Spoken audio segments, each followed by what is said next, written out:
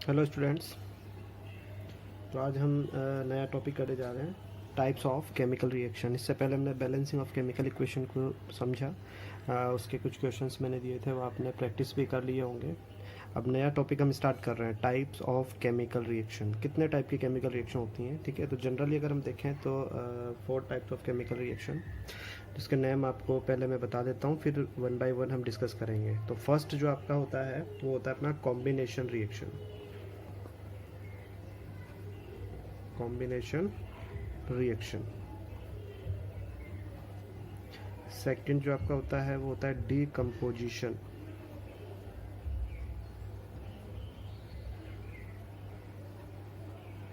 Decomposition reaction. Third जो अपना हो जाएगा वो हो जाएगा डिस्प्लेसमेंट रिएक्शन। ये आपने पढ़ी भी है पहले, displacement reaction.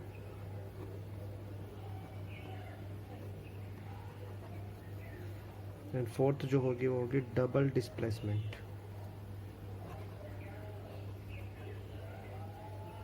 Double displacement reaction. ये 4 टाइप्स ऑफ रिएक्शन हम यहाँ पर डिस्कस करने वाले हैं। फर्स्ट टाइप जो है यहाँ पर होगी अपनी कॉम्बिनेशन रिएक्शन। और जैसे कि आप नेम देख रहे हैं, कॉम्बिनेशन यानी कि कंबाइन हो जाना। कॉम्बिनेशन का मतलब कंबाइनिंग फॉर्म, ठीक है। तो यहाँ पर क्या होता है इस टाइप ऑफ रिएक्शन में कि दो या दो से ज़्यादा, टू और more reactants combine to form a single product. दो या दो से ज़्यादा रिएक्टेंट हो सकते हैं, वो स्पेशल कंडीशंस पर आपस में कंबाइन होकर एक सिंगल प्रोडक्ट फॉर्म करेंगे। तो ऐसी रिएक्शंस को हम क्या बोल देंगे, कॉम्बिनेशन रिएक्शन बोल दिया करेंगे, ठीक है ना। तो यहाँ पर हम बता सकते हैं टू और मोर reactants combine to form a single product called combination reaction। जैसे कि यहाँ पर आप एग्जांपल्स देख रहे हैं, ये देखिए रिएक्टेंट्स देखिए, यहाँ पर 2 रिएक्टेंट है, कार्बन एंड ऑक्सीजन। ये केमिकली कंबाइन होते हैं, कंबशन एग्जांपल है ये, ठीक है ना। तो यहाँ पर जब कार्बन की बर्निंग होती है इन प्रेजेंस ऑफ ऑक्सीजन, तो आपको एक सिंगल प्रोडक्ट फॉर्म होता है, कार्बन डाइऑक्साइड, ठीक है ना। यहाँ पर अगर एक्सेस सप्लाई है तो लिमिटेड है तो कार्बन मोनोऑक्साइड। इसी तरीके से hydrogen gas and oxygen gas जो है आपस में कंबाइन होकर क्या फॉर्म करते हैं, वाटर मॉलिक्यूल फॉर्म करते हैं, ठीक है ना। ये एक्वस रहेगा यहाँ पर लिक्विड स्टेट में, ये दोनों गैसेस फॉर्म में रहेंगे, ठीक है ना। इसी तरीके से यहाँ पर जो है nitrogen gas and hydrogen gas जो हैं वो दोनों मिलकर क्या फॉर्म कर देंगे, अमोनिया फॉर्म कर देंगे, ठीक है ना। इसी तरीके से लास्ट एग्जांपल जो मैंने लिया है उसमें आपका ये क्विक लाइम है, ठीक है ना, कैल्शियम ऑक्साइड। वाटर के अंदर जब इसको डिसॉल्व किया जाता है तो यहाँ पर जो है कैल्शियम हाइड्रोक्साइड यानी कि लाइम वाटर फॉर्म हो जाता है, केमिकल नेम कैल्शियम हाइड्रोक्साइड, ठीक है। तो ये सारे एग्जांपल्स जो हैं वो किसके हैं, कॉम्बिनेशन, तो जिसके अंदर एक से ज़्यादा रिएक्टेंट आपस में कंबाइन होकर सिंगल प्रोडक्ट फॉर्म कर दे। अब इसमें एक चीज़ आपको याद रखना है कि जो कंबशन रिएक्शन होती है, कंबशन आपको पता ही है, किसी भी सब्सटेंस का प्रेजेंस ऑफ ऑक्सीजन बर्निंग जो होता है वो कंबशन कहलाता है। तो most of the combustion reaction जो होती हैं वो कॉम्बिनेशन रिएक्शन ही कहलाती हैं, ठीक है ना। तो most of the combustion reactions are combination reaction. Combination reactions, ठीक है।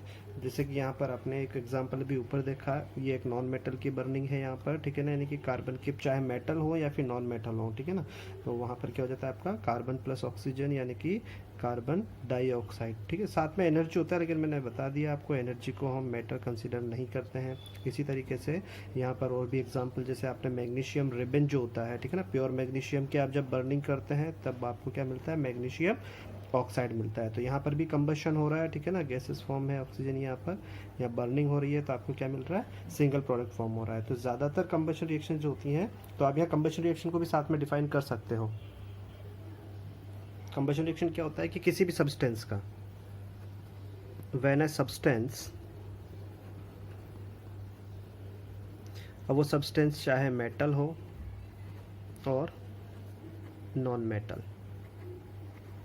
When a substance burn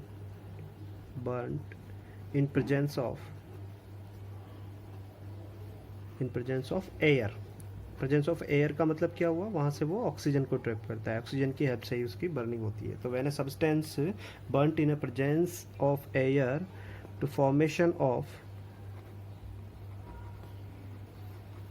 corresponding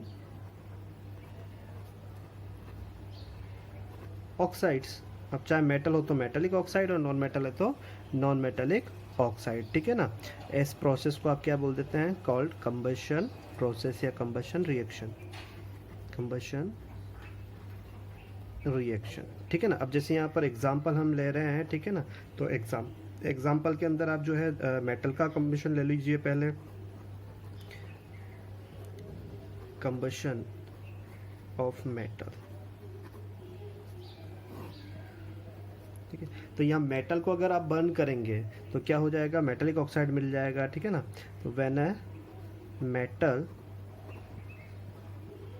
burn in presence of air it convert into metallic oxide, ठीक है ना। जैसे मान लीजिए यहाँ पर हम बात करें, आपने देखा होगा कि मैग्नीशियम रिबन जो होता है ये Mg है आपका प्योर, ठीक है ना। इसकी बर्निंग अगर हो जाती है इन प्रेजेंस ऑफ ऑक्सीजन तो यहाँ पर जो है वो कन्वर्जन हो जाएगा किसका, मैग्नीशियम ऑक्साइड का। क्या कहलाएगा ये, मैग्नीशियम ऑक्साइड।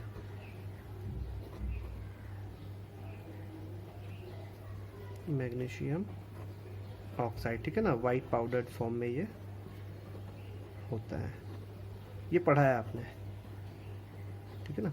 और किस तरीके से बर्निंग होती है, burning with white dazzling light.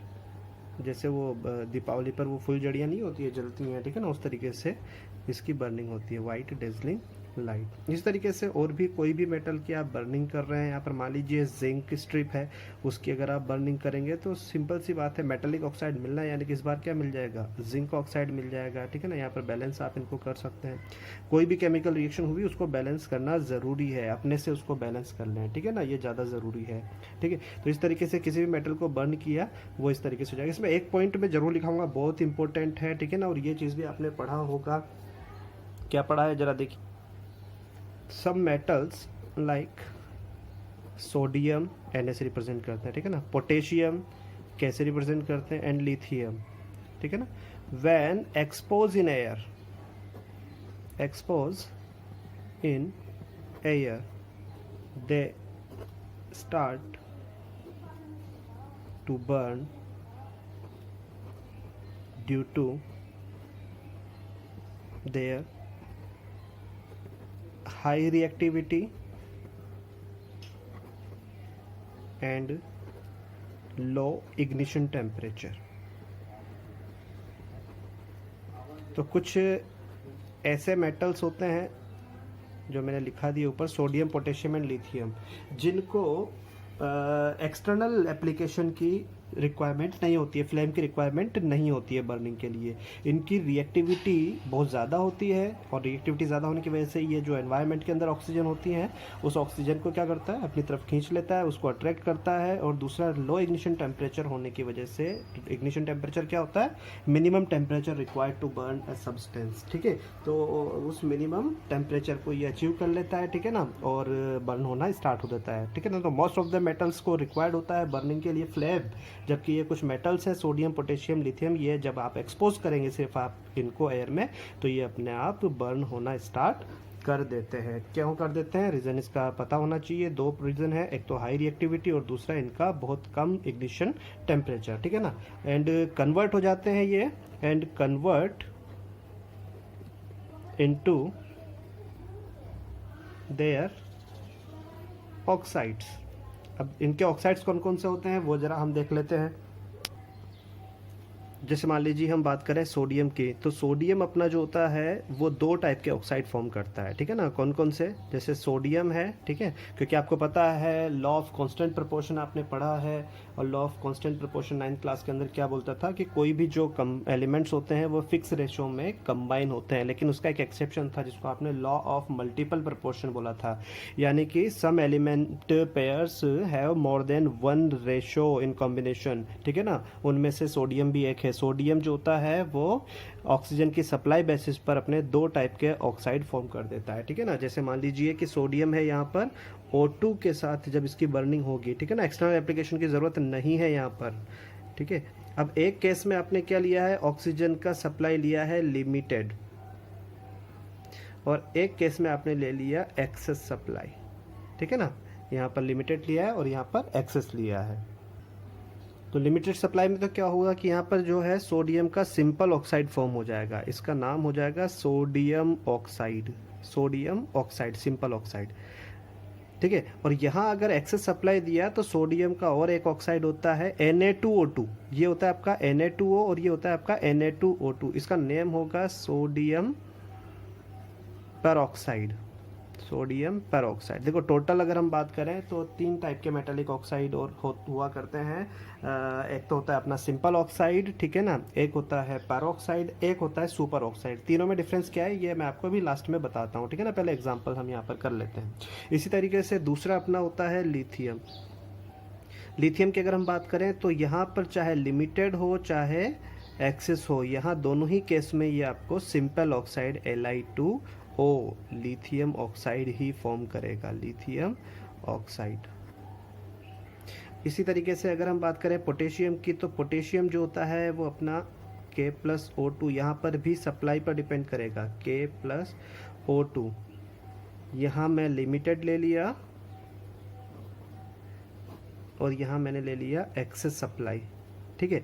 तो यहाँ क्या होने वाला है, देखो लिमिटेड हो या एक्सेस हो, तीनों ही केस में यहाँ पर आपने लिमिटेड लिया तो सिंपल ऑक्साइड मिल गया, यहाँ पर लिमिटेड लिया सिंपल मिला, यहाँ पर तो एक्सेस में भी सिंपल ही मिलता है, लेकिन लिमिटेड की अगर हम बात करें तो यहाँ पर भी क्या होगा, इन दोनों की तरह लिमिटेड में सिंपल ऑक्साइड मिल जाएगा, और सिंपल ऑक्साइड अपना क्या होता है K2O हो जाएगा, जिसका नेम क्या हो जाएगा, पोटेशियम ऑक्साइड।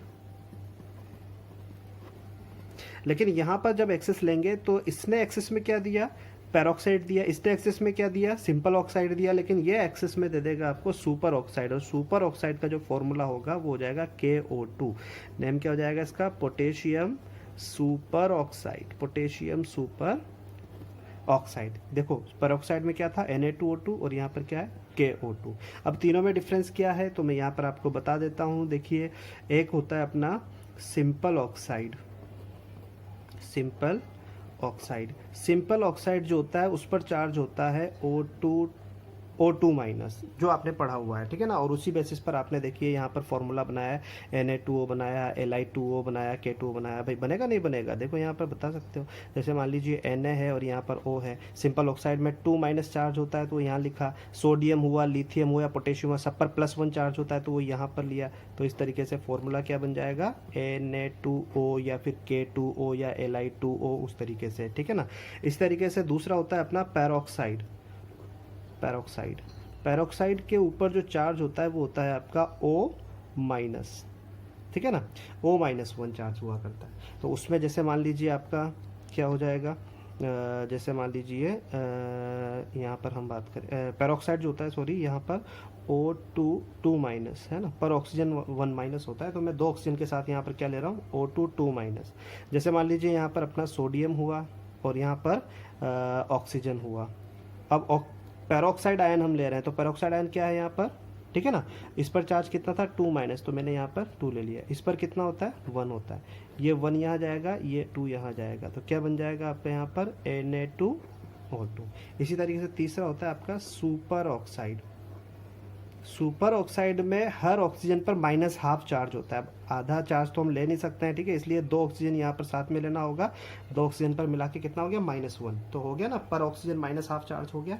अब यहाँ पर हम इसको लिखेंगे तो सुपर ऑक्साइड यहाँ पोटेशियम फॉर्म कर रहा था, इसलिए पोटेशियम की हेल्प यहाँ पर हम ले रहे हैं, पोटेशियम हुआ और सुपर ऑक्साइड के लिए O2 लिया। -1 होता है तो नीचे लिखा, 9th क्लास में बनाया हमने केमिकल फॉर्मूला, ठीक है, और पोटेशियम यहाँ 1 होता है। अब यहाँ से फॉर्मूला जब आप बनाते हैं तो आपको क्या मिल जाता है, KO2। तो इस तरीके से ये फॉर्मूलाज यहाँ पर इन आयंस के बेसिस पर बन जाते हैं। तो ये हमने देखा कंबशन मेटल्स का, जिसके अंदर मेटेलिक ऑक्साइड फॉर्म हो रहे थे, और कुछ ऐसे मेटल्स थे जिनको एक्सटर्नल एप्लीकेशन की ज़रूरत नहीं थी, वो सिर्फ एक्सपोज करने से ही बर्न हो जाते हैं due to their high reactivity and low ignition temperature, and different type के ऑक्साइड्स फॉर्म कर रहे थे।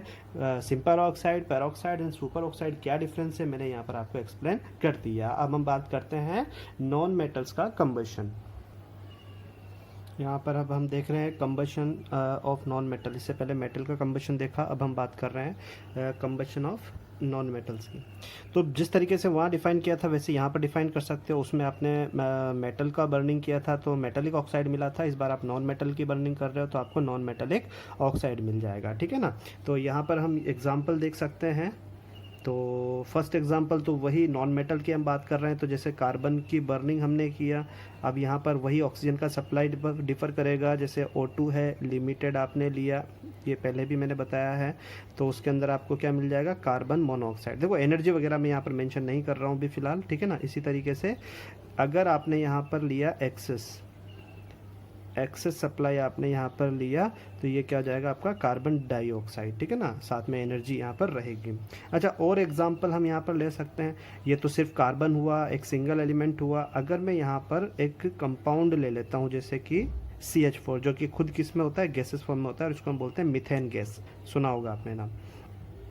तो मीथेन गैस की जब बर्निंग हुआ करती है, ठीक है, तो इसमें 2 नॉन मेटल प्रेजेंट हैं, कार्बन है और हाइड्रोजन है, तो इसमें दोनों की बर्निंग होगी।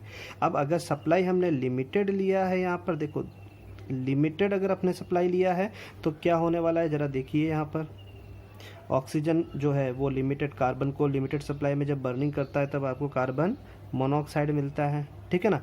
और यहाँ पर हाइड्रोजन की बर्निंग का सप्लाई से कोई इफेक्ट नहीं होता है। ये हाइड्रोजन हमेशा ऑक्सीजन के साथ क्या देता है, वाटर फॉर्म करता है, साथ में यहाँ पर भी एनर्जी हो जाएगी, ठीक है ना, हीट एनर्जी। इसी तरीके से यहाँ पर अगर मैं बात करूँ, इसी मीथेन को हम बर्न करते हैं किसकी प्रेजेंस में, एक्सेस लेते हैं इस बार, तो एक्सेस में आपको पता है क्या होगा, कार्बन मोनो की जगह कार्बन डाई हो जाएगा। मैंने बोल दिया इस हाइड्रोजन पर इफेक्ट नहीं आने वाला है, साथ में एनर्जी है, एनर्जी सब जगह होगी, इधर भी हो गया, मेटल वाले केस में भी होगा। अच्छा, एक और केस में लेता हूँ यहाँ पर, CH4 जो गैस है, अगर उसको हम O2 जो है आप वो क्या ले लेंगे, वेरी लिमिटेड, तो उस केस में क्या होगा, देखो आपने law of conservation of mass, law of constant proportion के बाद लॉ ऑफ मल्टीपल प्रोपोर्शन भी आपने पढ़ा था, और उसके अंदर आपने देखा था कि एक से ज़्यादा रेशो के साथ कोई एलिमेंट कंबाइन हो सकता है कुछ केसेस में, ठीक है। तो कार्बन भी उनमें से एक है, और कार्बन के पास 2 ही रेशो होते हैं, एक तो 3:8 होता है जिसमें वो कार्बन डाइऑक्साइड बनाता है, और एक होता है 3:4, यानी कि लिमिटेड वाले में 3:4 में वो क्या बना लेगा, CO बना ला। लेकिन उससे कम अगर ऑक्सीजन यानी कि वेरी लिमिटेड मिला है तो फिर कार्बन की बर्निंग होगी नहीं, क्योंकि 2 से ज़्यादा रेशो होते नहीं है, यानी कि कार्बन जो है मीथेन में से कार्बन जो रहेगा वो अनबर्नड फॉर्म में रहेगा, ठीक है। क्या रहेगा ये, अनबर्नड कार्बन, और इसको हम लैंप ब्लैक भी बोलते हैं, लैंप ब्लैक बोल दिया, या फिर इसको हमने बोल दिया कार्बन ब्लैक। काजल नहीं होता है काजल, वो इसी तरीके से बनाया जाता है, ठीक है ना।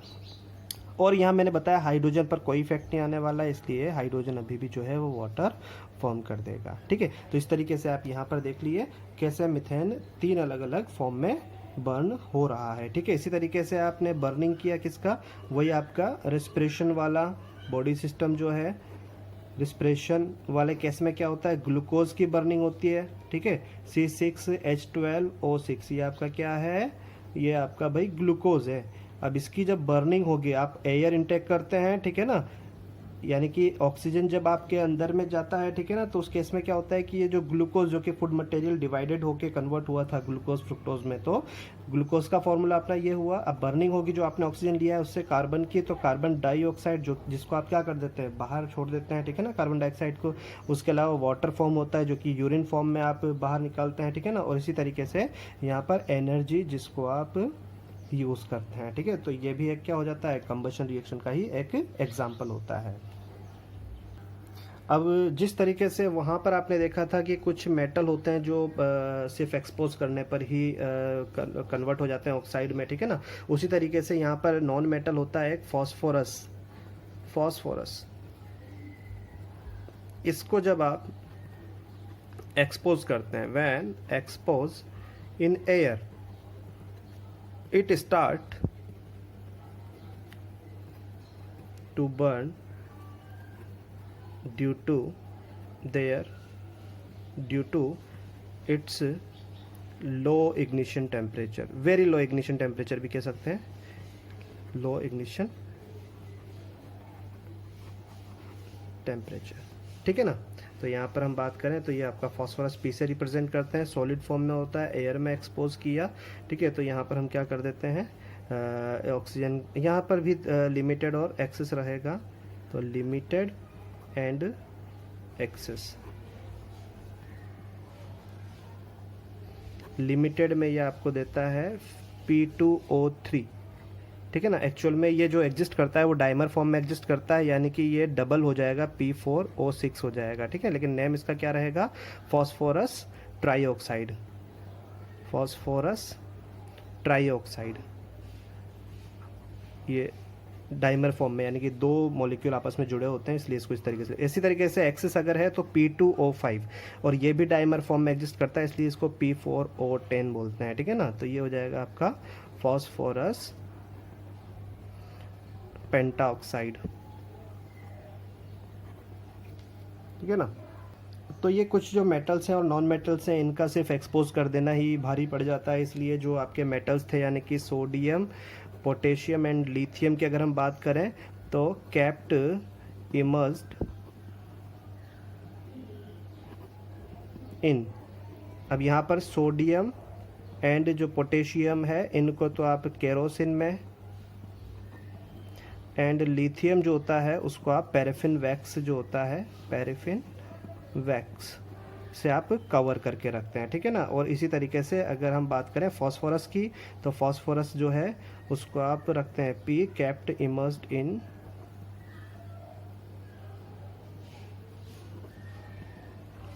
वाटर। देखो इनको भी हम वाटर में रख सकते थे, लेकिन याद रखें कि जो मेटल्स या मेटालिक ऑक्साइड जो फॉर्मेशन इनका होगा वो वाटर के साथ रिएक्टिव है, ठीक है ना, इसलिए वहाँ पर इनको प्रिवेंट नहीं किया जा सकता है। इसको प्रिवेंट करने के लिए केरोसिन में रखेंगे या लिथियम को पैराफिन वैक्स से कवर करेंगे। लेकिन नॉन मेटल कोई भी जो है वाटर के साथ रिएक्शन नहीं करता, इसलिए फॉस्फोरस को आप वाटर में भी रख सकते हैं, ठीक है ना। इनको प्रिवेंट करने के लिए कैसे प्रिवेंट किया जाता है, तो यहाँ पर इस तरीके से, और फॉस्फोरस को इस तरीके से प्रिवेंट किया जाता है। अगर नेचर की हम बात करें, nature of oxides of metals and non-metals,